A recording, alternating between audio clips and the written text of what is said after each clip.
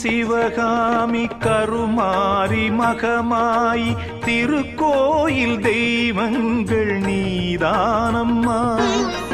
அன்னைக்கு அன்றாடம் அபிஷேகம் அலங்காரம் புரிகின்ற சிறு தொண்டன் நான் தானம்மா. பொருளோடு புகழ் வேண்டும் மகனல்ல தாயேவும் அருள் வேண்டும் எனக்கென்றும் அது போதுமே. அடுத்திங்கு பிறப்பொன்று அமைந்தாலும் நானுந்தன் மகனாக பிறக்கின்ற வரம் வேண்டுமே.